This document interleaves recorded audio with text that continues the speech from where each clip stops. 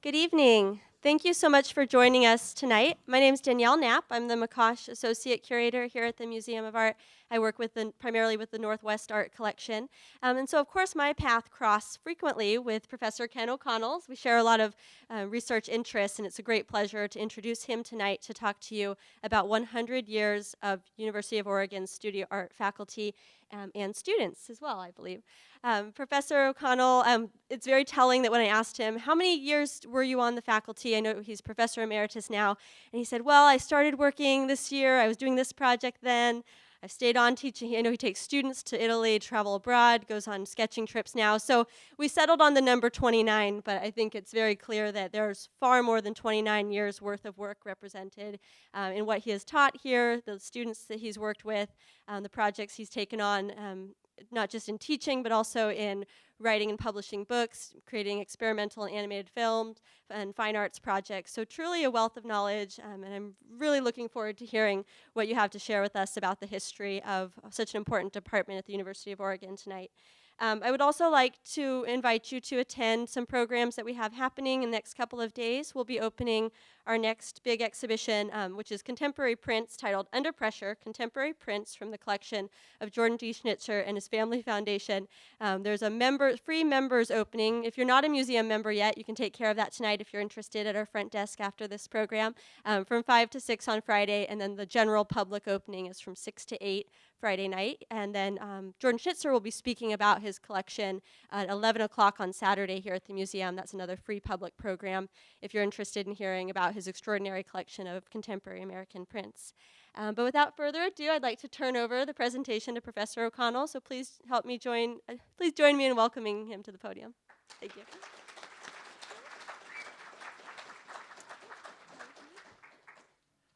Thank you, Danielle. Danielle also authored this wonderful book on the making of David McCosh, which was written in relationship to an exhibit that they had here several years ago.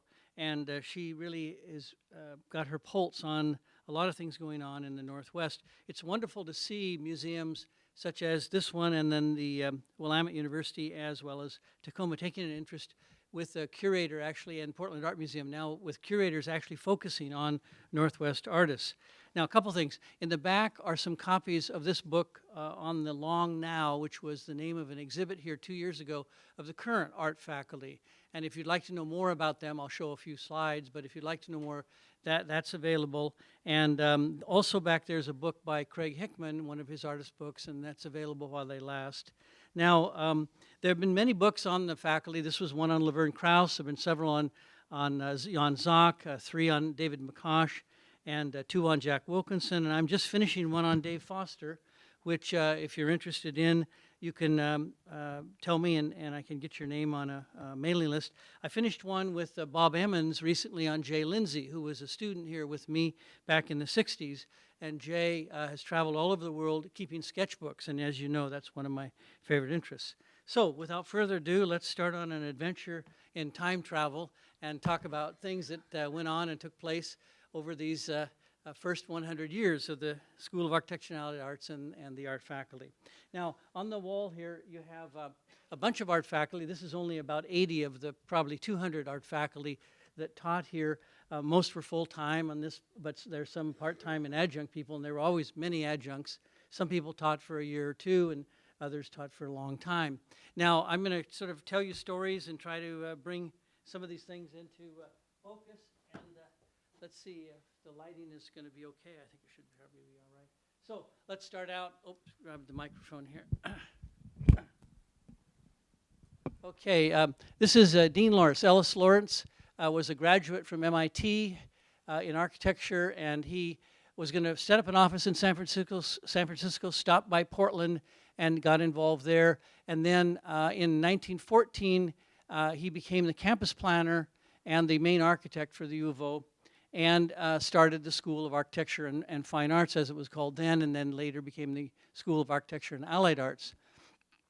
His goal was to find practicing artists, seek out practicing artists that could teach classes. He was really looking for the people. Now, he designed the library, the Knight Library, and the Schnitzer Museum of Art, and he loved head sculpture. And if you look up at the top here, sometimes it takes binoculars, but if you look at the top of the both buildings, you'll find a whole series of heads. Here's some of the heads that exist up there, carved with the theme of great philosophers, and here's Buddha, and you've got Aristotle, St. Thomas Aquinas, and you'll find a similar thing in the art museum. In fact, part of my talk today is to show you things that are around here that maybe you haven't seen or looked at.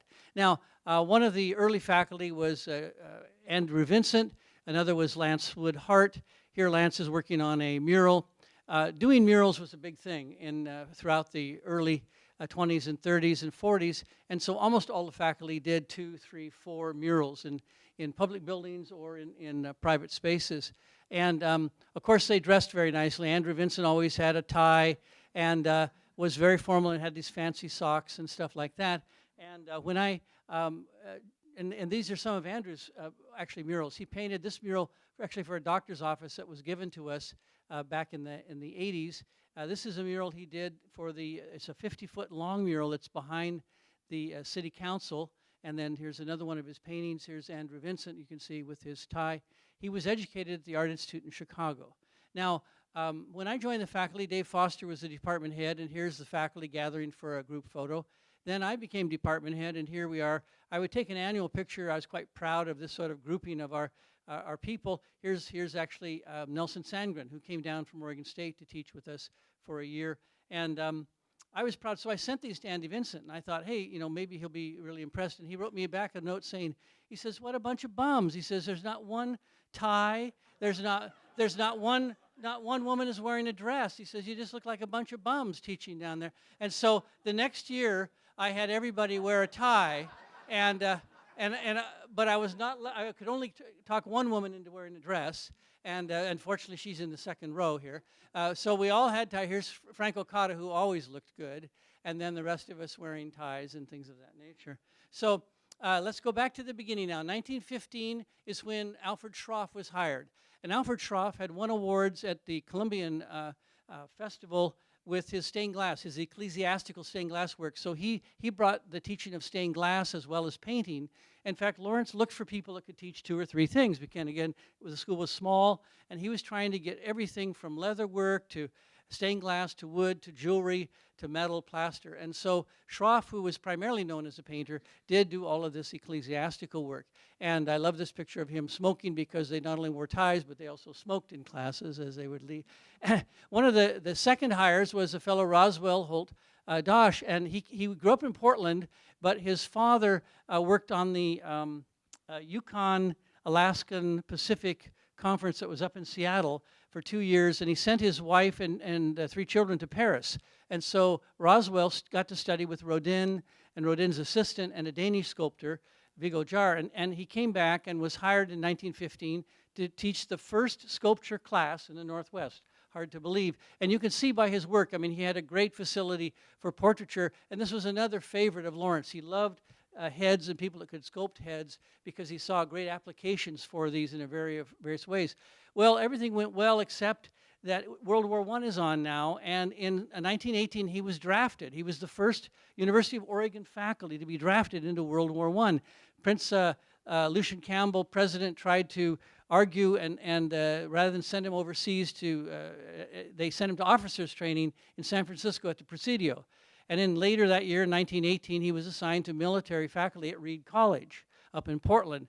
And he caught the influenza of 1918, which was a very serious cold, then pneumonia and pleurisy, and dies at age 29. One of the tragedies of these early days when you have people coming. So here's a timeline, 1915 to 1940, World War I really to World War II. And you have Roswell, and you have Alfred. Then you have in the 20s, 3 important people, Victoria Ross Avakian teaching ceramics, Avard Fairbanks teaching sculpture, and Maud Kearns in normal art education, and many others. And in my, I'll show you several timelines, and I sort of have simplified it to just a few people that I can get on the page here and stuff. Now, to give you world context, so this red line is sort of what's going on in the world. So above this, we have World War I here, and then we have World War II up here. Here's the Depression and Dust Bowl, and of course the regular radio broadcasts in the 20, and then you have flight TV in the talkies, the New York to Paris flight in Lindbergh in the mid-20s. So then all these things are going on while the faculty is pretty small. In fact, Andrew Vincent describes the whole school had one secretary who was also the librarian and did all of the typing for the faculty. Now, here's Victoria Vakian. Later, she marries a doctor named Ross. Was here probably the longest of any teacher, 44 years as a teacher, and early picture of her. And she was teaching actually weaving and a number of things, but ceramics became her specialty. And she loved glazing and focused on glazing. And these are a few pieces. Actually, these are from the collection of Max and Hattie Mae Nixon, which provided actually a number of pictures in this. And these are pictures from the old annual. Avard Fairbanks was an interesting fellow, a young sculptor. Again, a lot of them came here without degrees and got degrees while they were here. He actually left to get a bachelor's degree at Yale and eventually left for an MFA at University of Washington. These are two of the pieces he did on the power plant, the heat and power plant. They exist today. They're on the brick building that we taught ceramics in for years, and now is where the art office is. They're on the second floor, so you can't see them from the ground, but here's one of them in kind of an Aztec carving style. The word power is here, and then up here you see you have F, the initials of Fairbanks, and then here this one is heat, because that was the heat and power plant built during Lawrence's time. And again, he would get people involved to earn some extra money through doing these things. Here's the three relief carvings of the sons of Dean Lawrence. And this sculpture is right here on the second floor in Lawrence. There's one here and one on the other end of the building.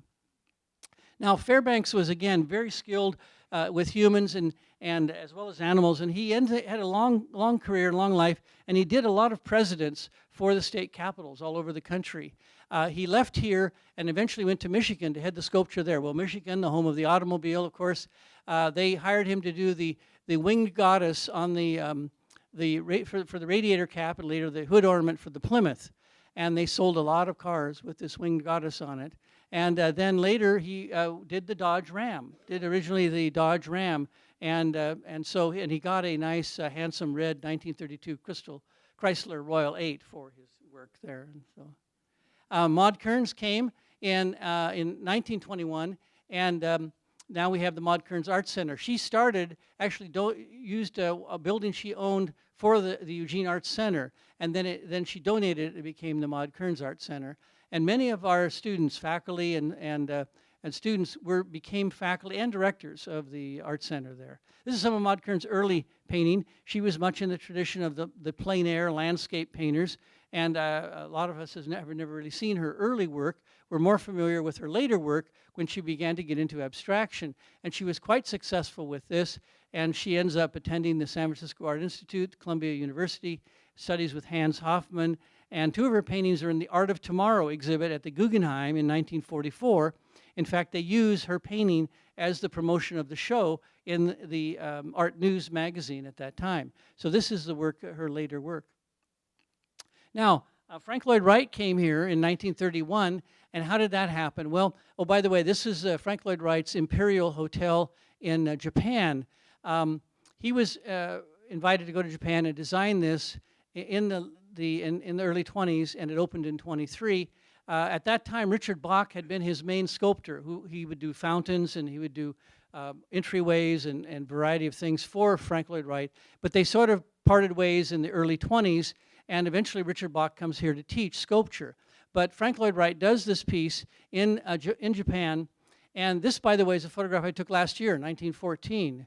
And this was destroyed in 1968 in Tokyo, but they destroyed the back of the hotel. This is the lobby and the hotel restaurant. It's all been completely restored in a park outside of Nagoya, Japan. So if you ever go to Japan, it's an amazing thing to see. Here's some of the sculpture. Here's the reflecting fountain. These are the carvings. He had the bricks carved with a certain way to bring light in. You know, he was always working with light.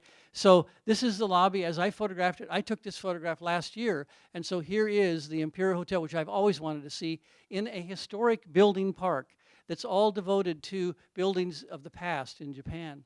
Anyway, Richard Bock is hired at age 64 to come to the University of Oregon, again, to do two things: to teach sculpture, but also Lawrence wanted him to work in the Campbell courtyard because they had lunettes he wanted done, and then there was sculpture that needed to be done in terms of the capitals. So anyway, he's born in Germany, raised in Chicago, studies in Paris and Berlin, and returns on the Columbian Expo in Chicago, meets Sullivan and Frank Lloyd Wright, and works a lot for them and other Chicago architects in his early career. There's a museum I found in Greenville College in Illinois that is the Richard Bock Museum, where all of his stuff is stored, which was part of my research on this whole thing. Here's Richard Bock teaching the students some plaster mold making and casting. This was a sculpture he had done for the front of the museum, or this was the original plan and the first carving, and that was going to be at the entrance to the museum. This is the back of the museum in those days. Now remember, the one thing we knew about Frank Lloyd Wright's visit is when he saw the back of the art museum, he loved it. He thought, oh my God, that's so modern, all those wonderful cubic shapes. And then he came around the front museum and it's all flat and he hated it. And so, and he thought Lawrence would have become a more famous architect had he done this kind of stuff on the front of the museum. Now, what did Bock do? Okay, this is available in this museum for you to see. This is the courtyard. He did all of these carvings of the capitals. There are 14 capitals. Every one is different. Each one is different. They're animals and plants of Oregon, and these are some close-ups of them. Plus, he did 7 lunettes. This is the one that's most visible right over the reflecting pool, called Light Triumphant Over Darkness. And here you have light on this side and darkness on this side, and the winged angel there. So this was done during that time. Well, how does Wright get here? Well, one of his students named Gardner, let me back up. One of his students named Gardner, who was an architecture student, writes to Frank Lloyd Wright, writes about 12 letters to Frank Lloyd Wright, and invites him to come and raises money through his fraternity and through his architecture students. And Frank Lloyd Wright phones up Bock and says, what is this guy? I get all these letters from this university kid. Is this legitimate? And Bock says, oh yeah, Oregon's a great place. You should come out. This is one of the stories I saw repeated again and again. Students taking the initiative to get things done. It's part of the nature of the Oregon way of doing things. You know, we have great faculty that introduce us to great ideas and great concepts, and the students carry those through by initiating all sorts of interesting things. So it was a student that brought Frank Lloyd Wright here, and I read that in his memoirs and letters, which would have been in Mike Schellenberger's book on Lawrence, but both the book that Schellenberger published on Lawrence and the book that was published by Bock's daughter happened the same year, and so they didn't know about each other. Anyway, the way I found out about it was that I did research on this fellow, Art Clough. He was one of the people who founded the Eugene Vocational School, which later became LCC, which is 50 years old this year. And he was a wood carver in Eugene, and he did these beautiful carved cedar panels in the library special collection. And they're all about the CCC camp. Here are these CCC workers building things, and these are pioneers, sort of dreams of the pioneers. And then on the bottom, unbeknownst to most people, are these individual carvings of almost scenes from the Depression. Here's one where the police are breaking up a riot, and they're beating and hammering on people and stuff. And these are rather shocking kinds of things. Now, usually work done during the WPA wasn't reflective of the negative things of the Depression. They were often celebrating more of the positive things going on. But he takes a part of this lower area and does these remarkable things that reflect the Dust Bowl and all sorts of stories about the Depression. Now, Art Clough went on to design other carvings. He did the carving, if you go to Eugene Airport and leave through the lower floor, there's a big wood carving of Paul Bunyan and his ox, Babe, and planes flying over. This was done for the Eugene Airport when it was where Bi-Mart is. Bi-Mart today is what was the Eugene Airport. That whole greenery there, that's part of Jefferson Junior High, that was Eugene's airport during the time of Buckminster Fuller's first visit and during the time that Art Clough does his carving. Okay, so how did I know about all this stuff? I taught 50 years ago I taught in Kennedy Junior High School for 1 year before I was drafted. And I had a student, then I had several students then that I've gotten in contact with now. And one of them was the grandson of Art Clough, who phoned me up as he came back to Eugene, said, you want to have coffee and see these carvings by my grandfather? So, long way around the barn. And then last night, yesterday in the mail, I got this book, which is CCC Art. Now, we all know about the WPA art programs, but few of us realized that during the CCC camps, which were one of the first things that was the first thing that Roosevelt initiated to get us out of the Depression, and she had a father. Her father was in charge of one of the CCC camps, and she's been an art student and focused on art done in the CCC camps, and she just published this book. Well, I told her I was giving this lecture, so she said, well, you know, Ken, Jack Wilkinson was a CCC artist at one of the camps in Odell Lake. David McCosh was a CCC artist at Willow Springs, Illinois, and Harlow Hudson was a CCC artist at the Glacier National Park, Wendling, and Skinner's Butte, Oregon. And David's watercolor was exhibited at the Corcoran Art Gallery, and Harlow Hudson's piece was exhibited at the National Gallery and later at the White House. So here's David McCosh's watercolor of a CCC camp in Willow Springs. And so here you see the flagpole. And as you know, the CCC camp, the whole phenomenon of it was to get people back to work and get them to do something, building trails, stringing telephone wires, building cabins. In fact, Eugene's Lamb Cottage was built by the CCC workers. Then this is Harlow Hudson's watercolor of Glacier National Park, a beautiful thing. And when I saw it on my email, I couldn't believe it. It just is so amazing. And I looked at it real close, and she thinks that this is well, it is a black and white version. She was not able to get a hold of a color version of it, but I'm imagining that the colors are probably not that. It's quite handsome in black and white, I think. Anyway, so you have things carved around the school. This was another thing I ran across. This woman, Louise Utter, was involved in carving this panel, sort of celebrating the freedom of speech, which is now mounted on Allen Hall. It's on the second floor there. It was on the outside of Allen Hall, but Allen Hall, as you know, has been remodeled. It's now on the inside. She and her best friend did the heads on the library. And so these are some more of the heads that were carved up there and mounted in the library. Now, this is a scene in the courtyard in Lawrence of years ago. And you have the model here, and you have the students painting. And in those days, you know, they were architecture, art students, art history student, art education, all in the same class. And here, interestingly enough, is Vernon Witham. And Vernon Witham was a fellow who lived in Eugene for years, good friend of Laverne Krauss. And he ends up being a student who meets James Ivory at the time. He's a student here. And James Ivory, when he does the movie Surviving Picasso, can't get permission from the Picasso family to use Picasso Cubist paintings, but he remembers that Vernon did sort of Cubist-like paintings. So he gets a hold of Vernon and borrows a bunch of Vernon's paintings and puts them in the movie, and then has Vernon paint a couple more half-done sketches that he can use in the movie. So, of course, early days, we had the second MFA in the country. It's hard to believe, but the first MFA awarded in the country was University of Washington, and the second one was U of O. That was in the 20s. That was in the mid-20s. Later on, Gordon Gilkey gets an MFA in printmaking. The thing that was interesting about us is that we had an MFA, but we were not inflexible in the areas we might award it in. Usually they were in sculpture, painting, or ceramics, but you had a number of people working in printmaking. This is Gordon Gilkey, one of Gordon Gilkey's pieces that's up in the museum now. There's several exhibits you might want to see later tonight if I ever let you go after this lecture. One on McCosh's work in Europe and McCosh's painting in Eugene, and Gordon Gilkey's MFA, which was the building of the Knight Library.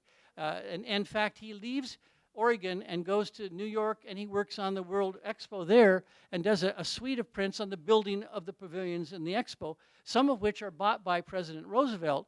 And theoretically, he got a chance to talk to Roosevelt for a short time, and it was during that time that he said, if we ever get into World War II, you should make sure that we preserve the monuments in Europe. that they're not destroyed. And Gordon Gilkey was one of the people that put forth this idea of the monuments men. And then when he gets in the service during World War II, he becomes one of the monuments men. This print was by Constance Fowler, a real intellectual that started the art department at Willamette University. And Constance did her MFA in wood engraving. So she's using the end grain of the wood, and he's doing etching here. And she did them of old buildings in Oregon. And her MFA was in 1940, his was in 1939. To give you a perspective, well, we're actually about to go to a timeline here, and I'll talk to you about that. So here's Robert Motherwell. Robert Motherwell grew up in Washington, and his family and Lance Hart's family would sort of spend the summers together in part of the beaches of Washington. And so Lance Hart was good friends with Motherwell's family. And in 1939, Motherwell joins the U of O as a painting and art history teacher. But in late 39, he has a heart stroke. He has a stroke. And he asks Motherwell if he's willing to come and teach for a year and help him. And Motherwell could then speak and teach the art history classes, and then together they could teach, painting. And at that time, at that time there was a student in their painting class, an architecture student, and I met him about 15, 20 years ago, and he was telling me that he really had a lot of questions about painting, and he would ask Lance, and Lance couldn't speak, and he would ask Motherwell, and Motherwell wouldn't speak. And so, and as you know, when you're in a painting class, there usually is a premium on getting the work done and painting and not talking about it. But in, of course, art history, then it's all about talking about it. And and Sherwin Simmons, who's in the audience today, has been working on an essay on Motherwell's time at Oregon, and he's found interesting articles that the Register Guard wrote about praising Motherwell for the intellectual rigor that he brought to art history and to art seminars, and hopes that he'll stay longer. But his father is president of Wells Fargo Bank, and after he's here, he goes on and then continues to paint and be involved in the art scene around the country. Now, here's a little bit about Lance Wood Hart.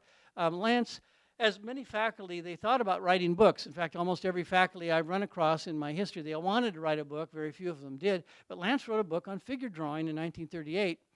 These are some of his paintings, and then, of course, he worked on murals in post offices and in private clubs. So this is a little bit of Lance's work. And I found some of these on the internet, and some of these have been sold and resold in galleries in Portland and Seattle that focus on the work of the Northwest artists. Okay, so here, now, it's really 1940 that the first MFA is offered at the Chicago Art Institute, because most art schools don't have an academic program, and so they're offering certificates or degrees that are primarily in art. So the MFA was really later on, after World War II, that it really picks up and gets going. So this is a redo of the one I just showed you.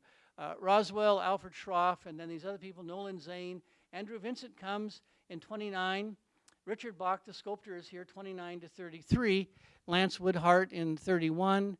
And then David McCosh in 1934. Painting, and he wanted to do printmaking, so they got a hold of some litho presses and began to do that. And then Motherwell here in 39. Now, the next timeline would pick up. David McCosh continues on from 41, again, the beginning of World War II to the Vietnam War. So you've got Victoria Avakian teaching ceramics, Andrew Vincent painting, Maud Kearns, and then she retires, and Jean Kendall, who eventually named Glazer, takes over art education. She has Dave Foster as a student in high school in Salem, and she tries to get Dave to meet Moholy-Nagy, and so Foster does eventually go to meet Moholy-Nagy during World War II, and then to the Institute of Design afterwards. Then Jack Wilkinson has come. Jack Wilkinson comes as a result of really Lance Wood Hart dying. And the day after the funeral, Jack Wilkinson and his wife Una arrived from installing a mural in Burns, and Andy Vincent, who is the department head, asked Jack if he would continue to teach, stay on and teach. It's Andy Vincent who brings McCosh too, because they knew each other when they were in Chicago.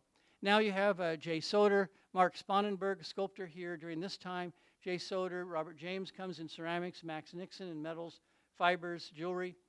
Jan Zock comes, and then Paul Buckner.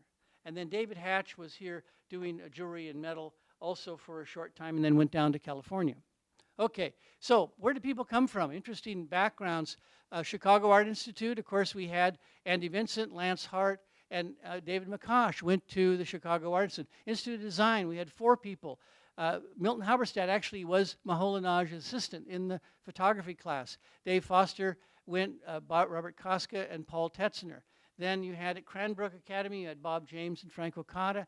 Yale, Ron Graff and Carla Bingston. San Francisco Art Institute, Maud Kearns, Urowski, and Wilkinson.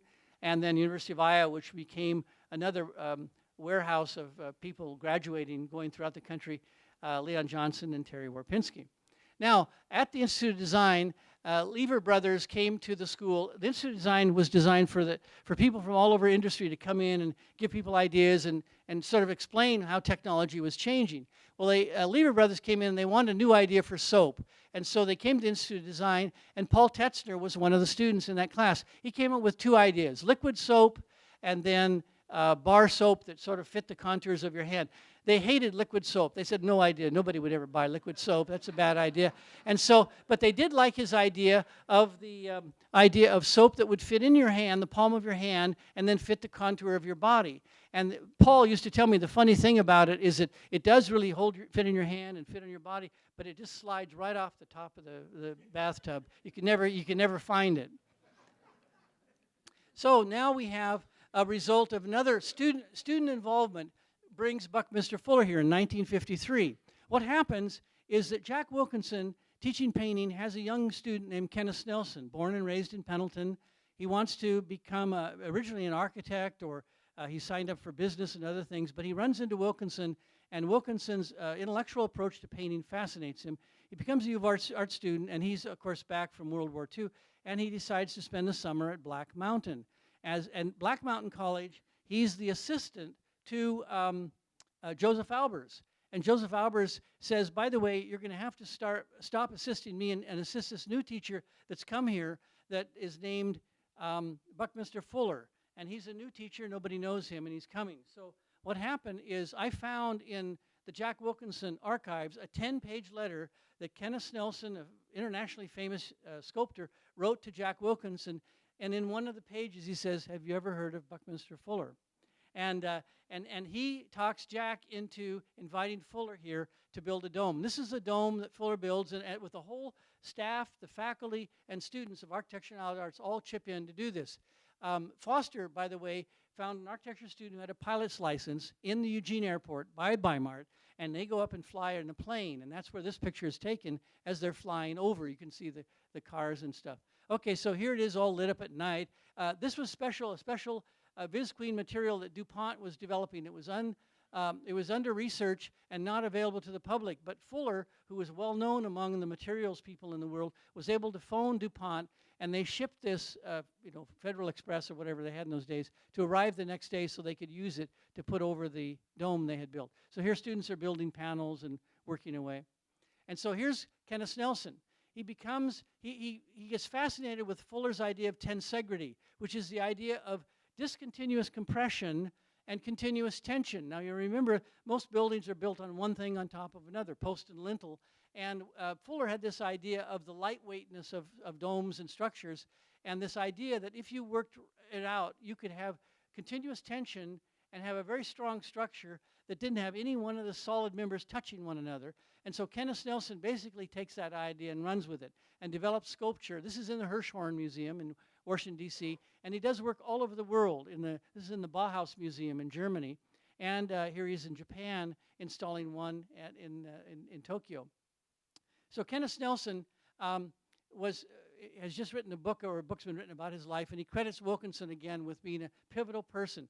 Now Wilkinson came here, and originally he was interested, in what was going on in art, and then he goes to work in the CC camp, then he goes down to the San Francisco Art Institute, and goes to Europe, and then comes back. But he did the mural that many of you see outside, that used to be on the outside wall, but the inside wall of Lawrence. Here he is touching up the mural back in the early 70s. And here is a TV show. Here's Wilkinson, Dave Foster, and several people in anthropology and sociology that he was running.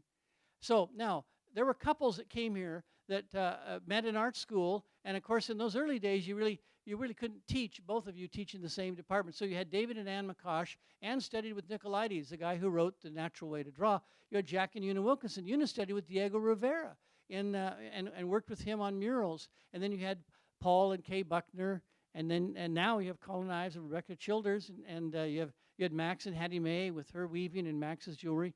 And then here's young Ken O'Connell and his wife Gwyneth. And then here's Leon Johnson and Megan O'Connell, who are now in Detroit. So now I'm kind of clustering things together as we zoom along through history. So here's ceramics.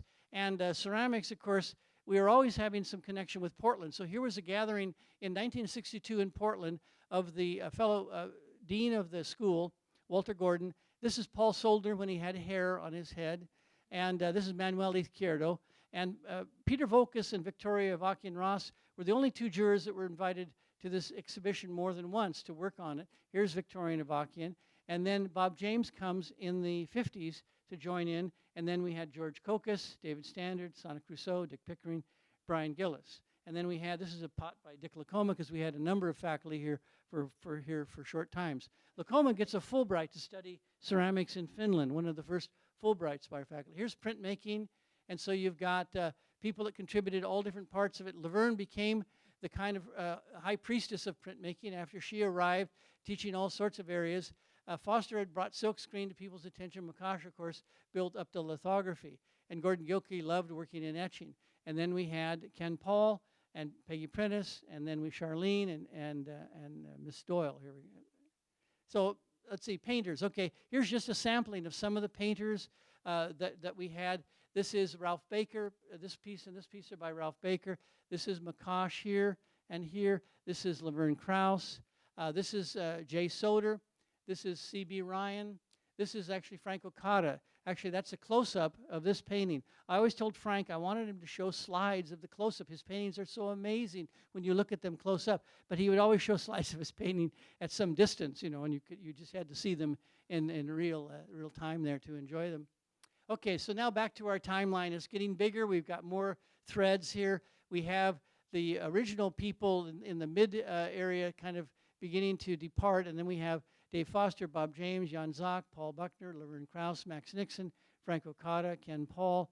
And then we have photography. Photography officially joins the art department in 1972. It had been in journalism, and Foster had been working with them. C.B. Ryan, of course, is in painting. Milton Halberstadt comes, Robert Koska, visual design, Terry Warpinski. And then we have Ralph Baker, who came after Wilkinson left, George Kokas, me, Ron Graff, Barbara Pickett, Craig Hickman. Okay, now social functions. There were several social functions. One was the Beaux Arts Ball. This is Harlow Hudson, who I went to school with his daughter. Harlow Hudson, when I met him, was wearing a beautifully carved wooden set of drawers in one of these balls. It was made of wood. When he was a student, he could only afford cardboard, so he's built himself a cardboard kind of box, and he's talking to Lance Hart and Eiler Brown. And then we had potlatches, which were amazing festivals of building structures and making bouillabaisse and frying steaks over on the coast near Florence. Then in the 60s, we have, again, students initiated, bringing these people they'd learn about in art history. And we had this fellow who we thought was Andy Warhol that came. And he looked like Andy Warhol, and when he wore sunglasses, he really had kind of interesting similarity. He had a wig on like Andy Warhol. But some of the people get suspicious that this maybe isn't really where. So this is the first article written on February 6th, where was it really Andy Warhol? Well, Don Bischoff decides to be an investigative reporter, and in the newsroom he finds an old hippie who has the phone number of the pay telephone in Andy Warhol's factory in New York City. And so Don Bischoff phones Andy Warhol. He phones the factory and he says, "Could I speak to Andy Warhol?"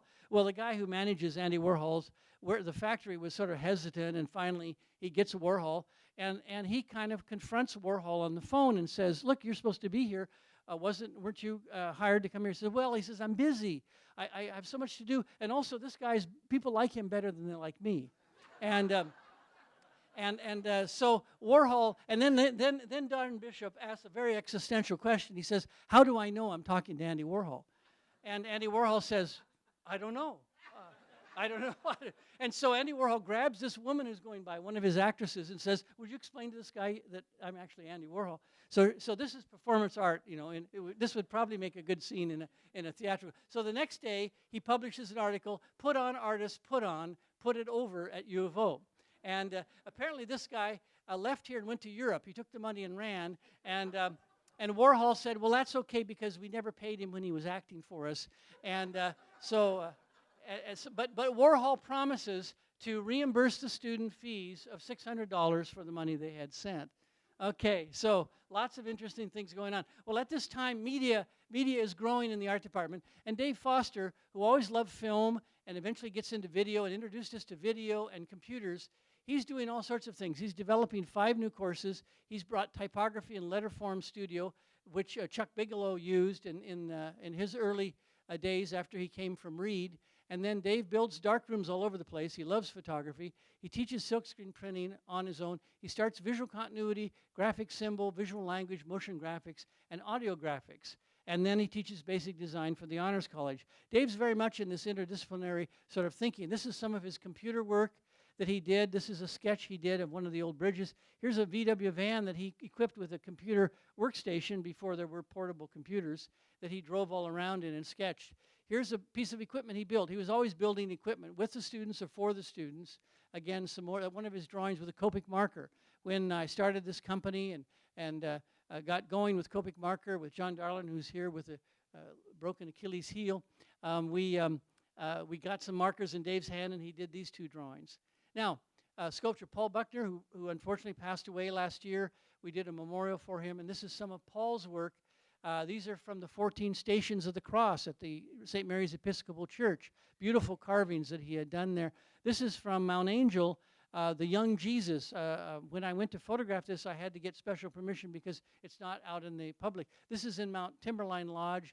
He did one of the pioneer mother and child and the Native American mother and child. And then these are other pieces. This is actually a scrimshaw carved on the ivory of a piano key.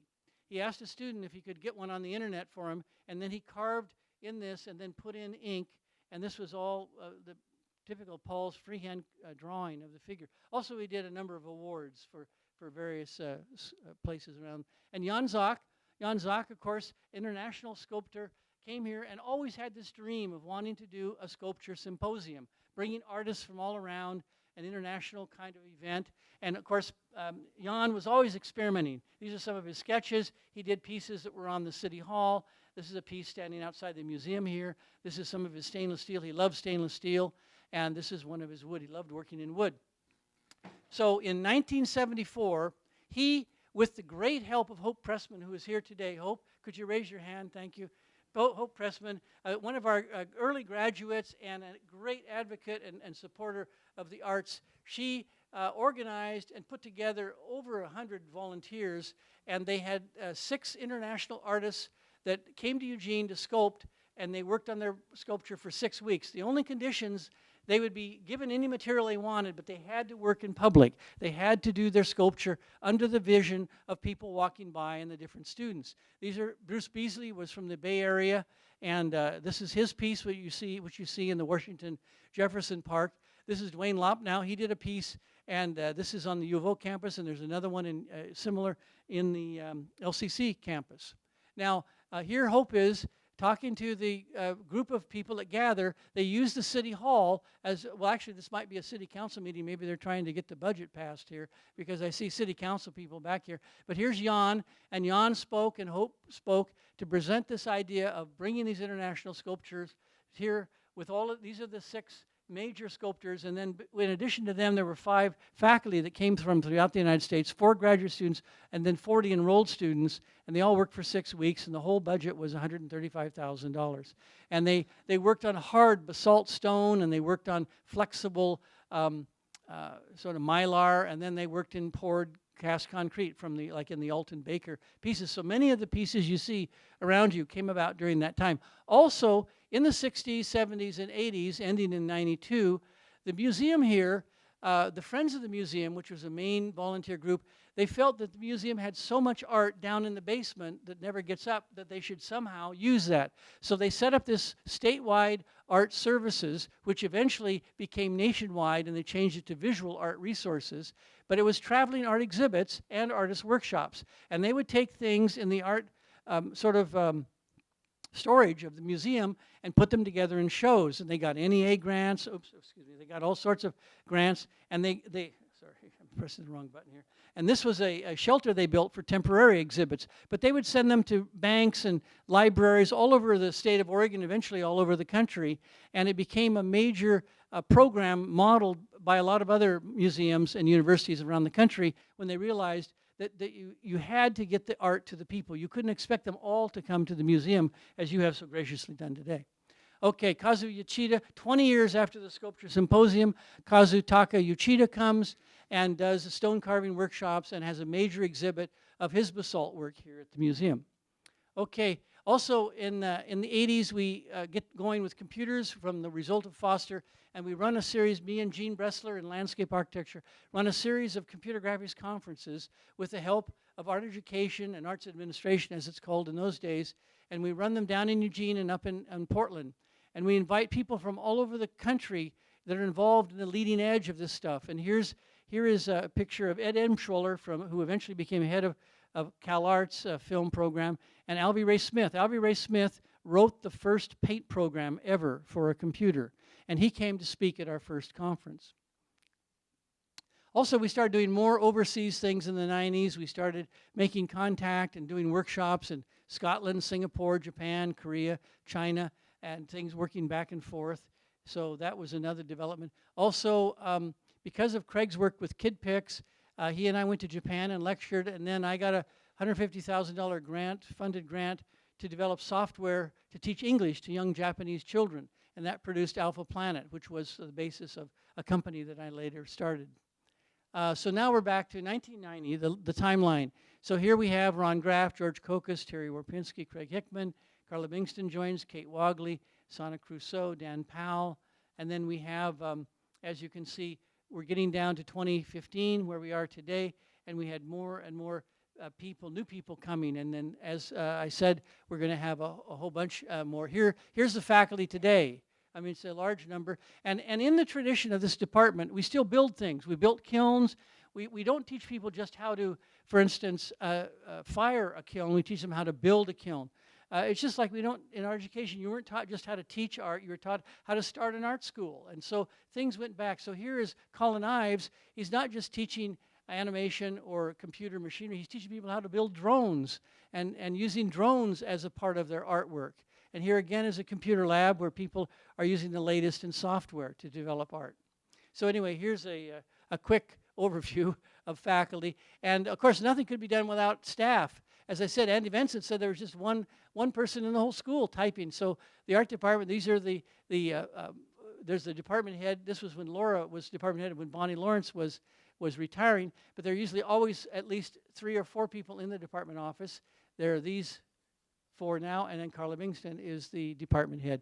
So, and these were department heads over the years, and then the staff. These are the staff over the years.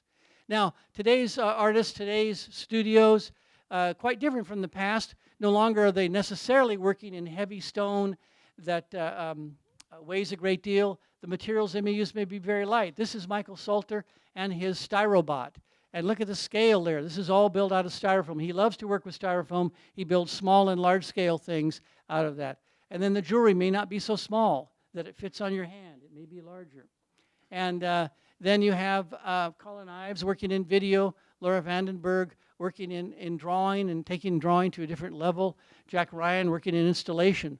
A lot of work in performance and installation. Painting, this is a painter, Carla Bingston, where painting used to hang on the wall, but now it's sort of coming off the wall, it appears, and starting to become sculpture. And then here's Ron Graff, who for 40 years painted beautiful landscapes and still lifes that we marveled at, now is working with just color and color and form in these abstractions. Here's Jan Reeves, again, both very gifted painters in that. And now we have new faculty coming and bringing electricity to their art and plugging it in. These are pieces from the recent show that was here that's covered there. In photography, Terry Warpinski, doing a lot of things with the landscape and working with multimedia on her photographs. Dan Powell, again, both incredible photographers. And here's Craig Hickman, who was frustrated when computers wouldn't work very well for his 3-year-old son, and his son got frustrated, so he decided to write a program himself. He wrote KidPix, which revolutionized the software industry for children. And it was published in 7 countries. Here's one in Japan, and here's one with Hebrew language on it. And so Craig, who has a great sense of humor, he said the program had to satisfy his 3-year-old son and him. So it has an unusual blend of humor and he thought erasing was as much fun as painting, so he made a whole slew of erasers. Also, he added sound. I had Craig on a panel in Chicago one time when engineers came to me and said that there was really a revelation, the things that Craig had been talking about, that they'd never thought about putting in the tools that they were building in their engineering software. Also, he's a photographer, and so there's a book of his photographs in the back that you can see, and he loves the uncertainty principle and signs that have a kind of strange appearance that don't seem to mean anything except sleeping. I guess you could sleep here or something of that nature. And then in sculpture, of course, interesting things going on. Here's Laura Alpert standing next to one of her beautiful marble sculptures that she just recently showed in a gallery in Tokyo. This is not quite to scale because Laura is not this small, and nor is this sculpture this large. But you know, that's the thing about slides. Amanda, and some of Amanda's amazing sculptures with all sorts of objects that she used in interactive ways, in multiple ways. Our alumni, some of our alumni do amazing things. This is Jay Lindsay working on the Da Vinci horse. And you recall several years ago, there was funding to actually build and cast the horse as Da Vinci had hoped to do it. And Jay worked at Talix Foundry, where he was their main modeler and one of the people working on enlarging. Film, we've had a long history in film at the school, and where we had people working on their own. James Ivory worked with the theater department. James Blue worked with telecommunications and film, and they began to work. He worked in documentary film, one of the most famous documentary filmmakers in the world. James Ivory, as you know, on some of his classic films, Howard's End, Room with a View. This is the Olive Trees of Justice by James Ivory. And then we had people like Rich Hoover, who's on the Board of Visitors now, who did, he was a special effects, visual effects supervisor for Unbreakable and Armageddon, and a whole bunch of films, that Valkyrie and that. John Ripper, Rod McCall, Don Cato, Craig Henderson, these people working on different aspects of the film industry, editing in some cases. Joe was the editor for Oliver Stone's last 5 films and won Academy Awards for that. Joan Gratz, an award-winning filmmaker up in Portland. Dan Miller, actually in the journalism school and working on film. And sculptors all over the place, graduates of our program. This is Tom Hardy's work in the fountain that you drive by and see every time you go to Saturday Market. He did a 190-foot long mural in metal from the plant life in the ocean to the high, dry mountains of eastern Oregon. He also did these birds that are on the side of Lawrence Hall. This is Peter Heltzer's work of Ken Kesey and Ken Kesey, the storyteller. And this is Ellen Tykeson's work that's at that's at Riverbend. If you're in the hospital there, try to crawl over to the window and look out west of the hospital. You'll see a whole group of people up on stilts, and those are Ellen Tykeson's work. You can also go there if you're not ill and you just want to see the sculpture. Painters, all sorts of interesting painters have come from the program, and I'm just showing a very few. George Green, some of his work with trompe l'oeil, where all of that's painted, all the framing, everything you see there is paint. There is no carving, there is no actual mat or anything, that's all painted. And you got work by Mark Clark, Peg Cole, Mark Clark, John Cruzen, Pete Stark, and that's Jim Scholl there. And then studios. Of course, we still have studios in different forms, and the work continues to be done. Here's some work by Donald Morgan, one of the faculty that's actually teaching the Dave Foster course. Every year there's a course funded with money from students that study with Foster to fund an experimental course. And part of the legacy of these teachers and these students was to set up these kinds of funds where special scholarships could be made, or awards, or special classes. So the art program today is as dynamic and diverse as it ever has been. So again, printmaker and installation work, one of Saraba's beautiful pattern pieces. And so I'm kind of coming to an end, hard to believe, but so here is a group of people, like I say, from the many years. Here's Jan Zock, here's Dave Foster, Jack Wilkinson, Bob James, Barbara Pickett, Richard Rose, Laverne Krause. You know, we've got a whole bunch. It was great fun putting this together. I started out with just a couple of rows, and then slowly I would begin to build it up. And in fact, just today, I continued to add people, and I'll continue. By the way, this lecture now has been scheduled for the Hallie Ford Museum up in in Salem, and then the Portland Art Museum, or the White Stag Center, and then I'll probably do it up in Seattle. It's sort of becoming a second career now in my life, of giving a lecture about this. No, so that's a little bit about the past, and we sort of did it in not much more than an hour. And so thank you very much for coming.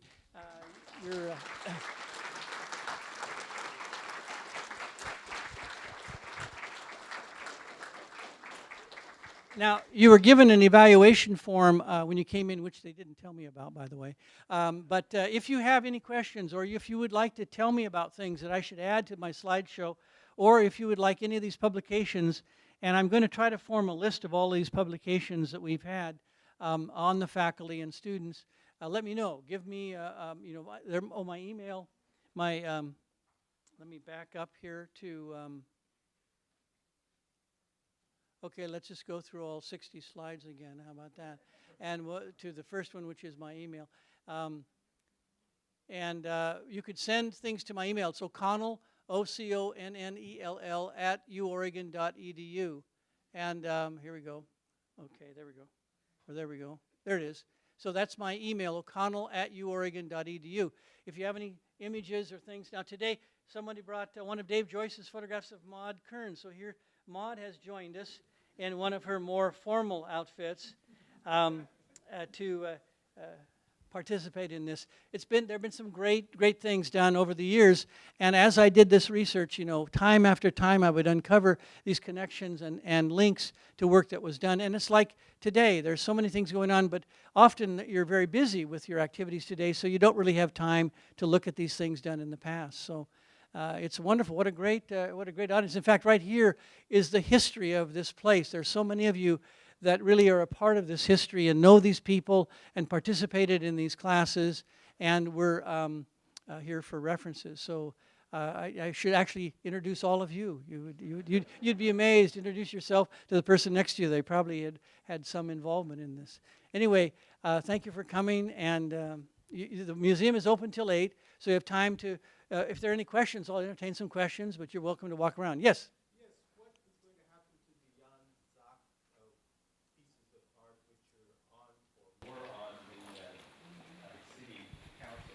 Well, those are in storage now, and as I understand, they are looking to place those in the near future on one of the new buildings that's to be built. Now, this is a major problem, is what do we do with this art that's in storage? Plus, we're going to come to a major problem in the next few years because some of you are producing a lot of art. And one of the questions is, what do we do? How do we, because we've looked at museums in the past to kind of take care of this, but it's really bigger than museums can handle, and we need to find other ways. For instance, Willamette University has set up this Northwest Archives or the Archives of Northwest Art. And basically, they're collecting papers and they're collecting artwork of Northwest artists, and Roger Hull is kind of becoming a major Northwest art historian. I'm coming from the studio arts. I'm kind of trying to get my merit badge in art history, and so I'm looking at it, in a more general and superficial way than some of these great academics. But I'm still finding so many fascinating things. But it is a problem. And for instance, I do sketchbooks. I have 81 sketchbooks. What am I going to do? Am I going to leave these sketchbooks to the archives here at the U of O, or should I spread them out, or should I set up a foundation to deal with these? I mean, the McCosh funded position in Northwest art is a very important example of a model where Anne spent the latter part of her life promoting her husband's work and making sure that there would be publications and there would be ways in which it would be recognized. But that all takes funding too, and so putting together the funding sources with the storage, as well as the people to write about things. So what happened is as usual, I try to connect things up. So I sent an email to the Lane County Historical Society. I said, hey, I'm doing this lecture. How'd you like an article on the last 100 years, or the first 100 years? And they said, oh, sure, great, write that. Give it to us by the 16th.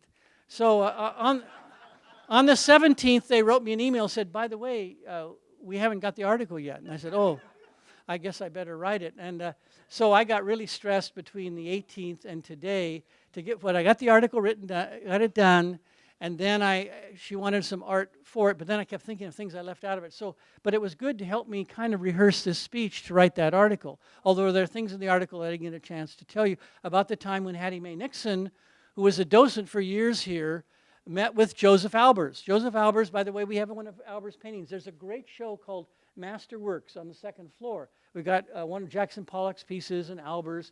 Anyway, Albers, did these beautiful colored squares. And Albers was taken on a tour of the museum by Hattie Mae, and Albers mentioned to her that docents should wear black because they shouldn't compete with the colors in the artwork. And so Hattie Mae, from that time on, wore black. And I was told that story by the security person. I mean, everybody I run into, even in the grocery store, has a story to tell me about the 100 years at the U of O art department. So for those of you that have some of this history, write it down, please, and put it in an envelope and mail it to somebody. Anyway, we've got great people in the audience. I'd love to introduce. We have Robert James in ceramics. He was up there on my slides. I got George Kokas back here. We've got people from the art department, people from architecture, from art history, Sherman Simmons. We've got Theodore Palmer from the math department. One of my neighbors I forced to have come. And no, he came of his own will, own free will.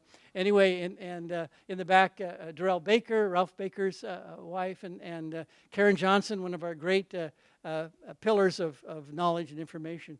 And if we had time, I'd have all of you come up, but then there'd be nobody in the audience, because of that. So anyway, thank you very much. And so enjoy yourself and come up and talk if you have more questions.